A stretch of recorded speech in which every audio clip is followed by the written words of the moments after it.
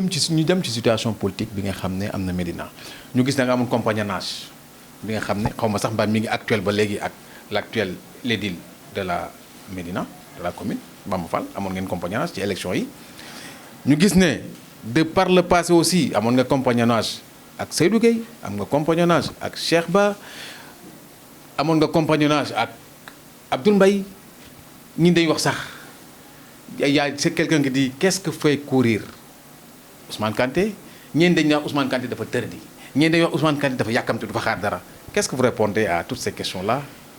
yàkkamti tere di Ousmane Kanté ab ndaw la buy jàng. oui dootoo ndaw. sama àndandoo ak Seydou Gueye. oui. ma profité ne dama ko jox ndam en 2015. ok.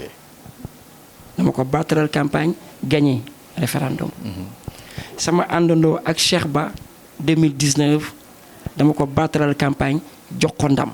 ok ma taxaw foofu tuuti. président Macky Sall la dàq ministre Médina yëpp ñu maintenir ko moom jox ko caisse des dépôts et des consignations. ma yem foofu. sama àndandoo ak Bamba Fall 2022 dama ko jox ndam amul ku ma àndalul ci ñoom te joxuma la ndam lépp ci jàngat la parce que nag nañu nangu ne politiquement parlant aussi ñooñu ñoo fi nekkoon. ok on ne pouvait pas faire sans eux. sans eux. mais tey jii. ñoom ñëpp kenn ku ci nekk. da nga plafonné. da nga plafonné. c'est-à-dire ils sont arrivés à leur limite. te limite boobu dafa commencé feeñ depuis les élections législatives. parce que gis naa ci sa bind yi. à la Médina il y aura une reconfiguration. la reconfiguration politique am na déjà. indéniable. am na déjà. cette reconfiguration am na. d'ailleurs c'est ce que nous avons compris pour faire de sorte que cette cellule nationale pour le triomphe de Amadou Ba puisse exister aussi au niveau de la commune de la Médina. loolu moo tax ñoom du ànd ak ñoom kenn. non nga wut sa yoonu bopp pour wane pour montrer que. du wut yoon. xam nga tax du wut yoon. dañu bëgg a gagner. oui te dañu war a gagner. mais gagner pour positionner wu. non dañu bëgg a gagner. gagner pour positionner wu ça il faut qu'on l'accepte aussi. mais moom ma ñëw. oui vas-y. dañu bëgg a gagner te dañu war a gagner. oui. man Ousmane Kanté fépp fu ma xam nit ci Sénégal ak ci diaspora bi dama lay jëli pour le candidat Amadou Ba. oui mais. ces élections là. oui. monsieur Coly du élection locale. du élection. c'est une élection nationale. législative. du élection wu Bamba Fall. C'est du élection wu Seydou Gueye. du élection wu Cheikh Ba. ok du élection wu Djibi Ndiaye. du élection wu même Ousmane Kanté. c'est l'élection du candidat futur président du Sénégal Amadou Ba. fu ñu amee benn candidat man damay dem jëli ko. ok loolu moo waral li ñu indi tey ñu tëral ko parce que Dakar dañ koy delloo Amadou Ba Thiès dañ koy delloo Amadou Ba la marche n'est pas très haute. Ziguinchor dañ du tout. parce que gagner Dakar kay. mais ak élection yi mujj. du tout gis nga écart bi ñu leen def est-ce que yaakaar ngeen ne bu ngeen ramasser.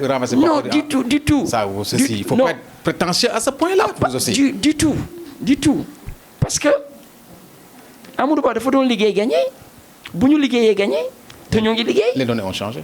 données yi changé wul. xam nga tax xale yi màgg nañ de. xam nga tax ci biir xale yi. xale yi màgg nañ ci biir xale yi man je suis avec combien de jeunes ici. te les jeunes sont très contestataires. dama ne ñi ma xale yi de xale yi. donc loolu. bañuñu Sénégal. oui. bañuñu Macky Sall. oui. bañuñu Amadou Ba. xale yi dañu bëgg a képp gis seen bopp ci naka ni ñuy doxalee réew mi. ni ñu koy doxalee donc doxul. moo ngi dox day gën a dox. non c'est. y a des restes à faire. mais loolu contradiction la. non amul contradiction. xale yi bu ñu ci gisul seen gisul seen bopp parce que yow fi doxul. mais non su doxoon ñu gis seen bopp. naka la xale yi gisulee seen bopp tey jii ñu jël local yi 555 communes. oui. plus de 400 communes ont été raflées par le président Macky Sall. oui.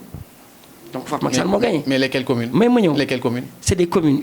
c'est lesquelles communes. une commune. oui. une commune oui. reste une commune. mais qu'importe mais communes yi. ma ñëw bokkuñu dayoo. mais ma ñëw. mais gagné quand même Dakar xaaral ma ñëw bokkul ak gagné Tamba. xaaral ma ñëw. xaaral ma ñëw ah non loolu aussi tamit foog nga nangu ko. avant may dugg ci loolu. oui. dama lay wax majorité bi d'abord. pour wax la ne gagné wu ñàkkuñu on a gagné. après ma ñëw ci la façon. oui. on a gagné. législative même si c'est serré on a gagné. moom laay expliquer. Ballottage. Mais dama ne même si c'est serré ballottage c'est serré. Ballottage. Mais quand même on a gagné. Il faut que ñu nangu loolu. Maintenant tey jii bu ñu duggee dans les communes yu mag comme Ziguinchor comme Thiès comme au niveau de Dakar. Mais Dakar dafa yàgg a nekk fiefu opposition au Sénégal. Oui, ça c'est vrai. C'est une ville contestataire. Non du guleet ci ñun. C'est pas comme si mais une ville très représentative. Non dama ne c'est la capitale du Sénégal. Voilà. Donc c'est important. C'est la capitale du Sénégal. C'est pas pour rien tey jii Khalifa Sall mais diriger Dakar au temps d'Ablaye Wade. Mamadou Diop même a eu à diriger Dakar au début de Ablaye Wade. Mais Ablaye daf ko fekk. Hein? Donc voilà, Macky Sall est venu, Khalifa Sall a dirigé. Après Barthélémy Diaz a dirigé. C'est pas comme si dañu fekk tey jii nitu Macky Sall yor Ndakaaru opposition bi ñëw fokkati ko ci moom déedéet te sax tey boo xoolee le gap dafay wàññeeku Khalifa ñi mu gagné woon ak ni Barth gagné bokkul Khalifa la majorité était écrasante Barth c'était juste une majorité qui est absolue. Mais donc il vous a laminé à Dakar. a gagné. Il vous a laminé à Dakar. Non même ma ñëw il a gagné kooku kenn du ko werante. Mais avec beaucoup de manières. Mais dama ne kenn du ko werante. dafa mel ni ma gagné Médina avec la manière. Médina local yi dama ko gagné man Ousmane Kanté. Avec la manière. Mais oui. bi ngeen ñëwee ci législative yi. Mais on vous a. Raison pour laquelle. Donc pour wane l'élection dafa nekkul lu figé parce que la réalité de l'élection d'une élection est différente de la réalité d'une prochaine autre élection. dañuy dem élection de tout bi nga xam ne non seulement de tous les dangers mais de toutes les incertitudes.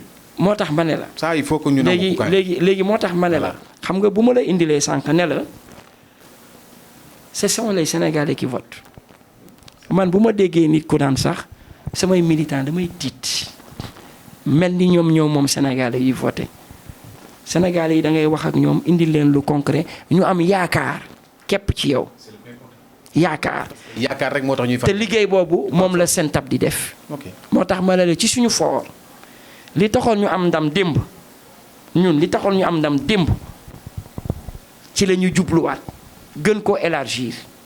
mooy que ne proximité tey débat dugg ci kër yi waxtaan ak sénégalais yi déglu leen ñu wax ñu seen soxla ñu wax lan lañ li ñu ci xalaat ak li ñu ci fas yéenee def incha allahu rabbi.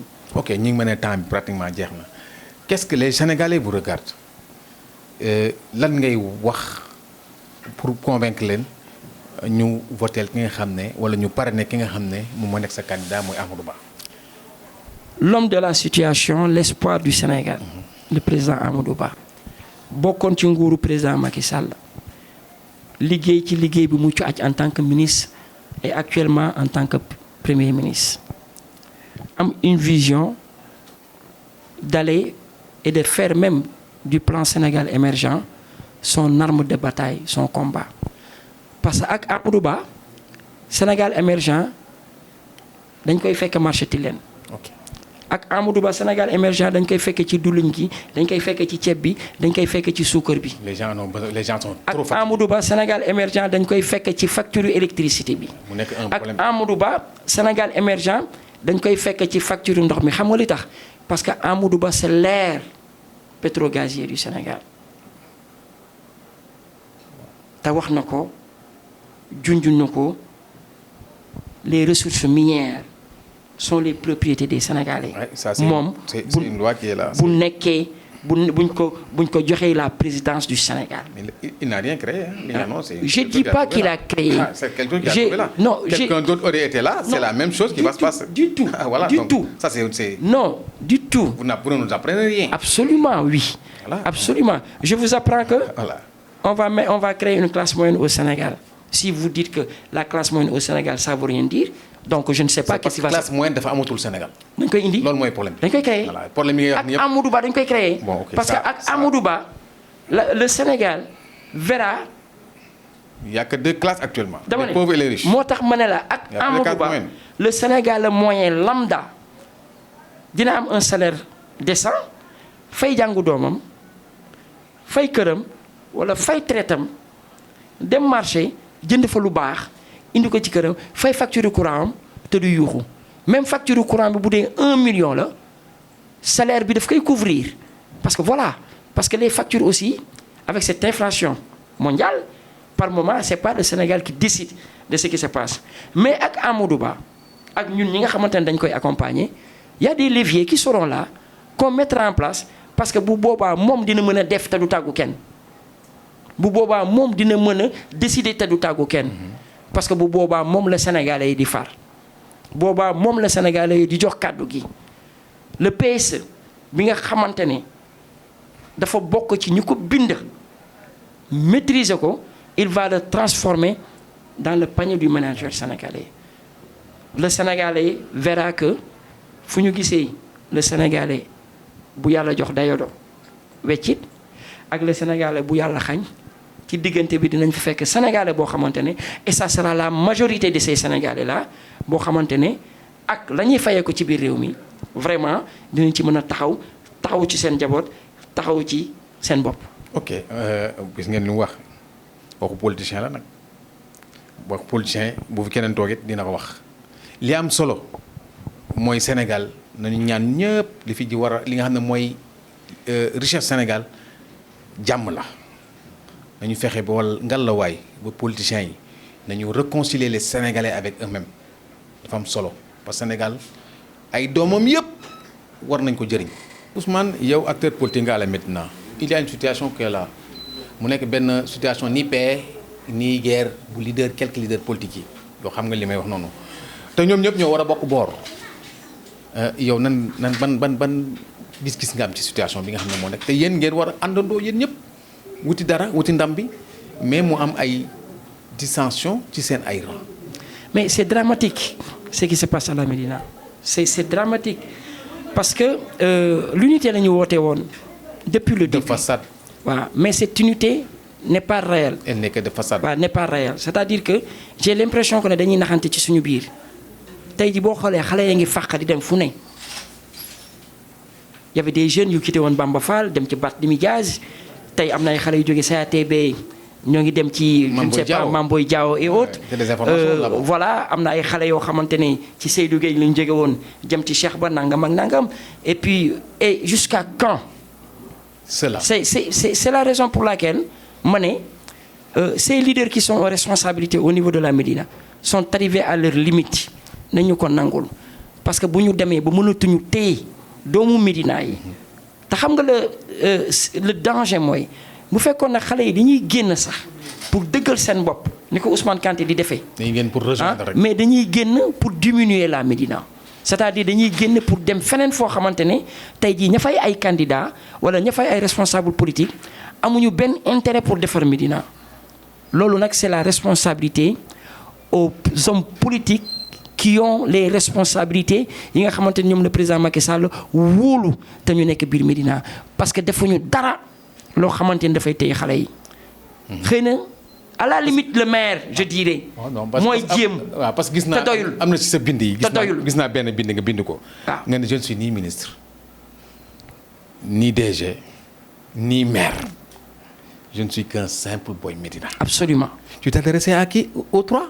Mais je m'adressais à tous les Médinois. Mais tu n'en as pris que trois. Mais parce que ñoom ñooy incarné. kon ñoom ñett la. ñoom ñooy incarné loolu. donc ñoom nga fusé. xam nga li tax. oui xam nga li tax. oui ñoom ñooy def fu ñu toog bu ñu lim Bamba buy lim Seydou Gueye Cheikh Ba lay wax Seydou Gueye buy lim Bamba Fall Cheikh Ba lay wax. donc Cheikh Ba buy lim. c'est le trio.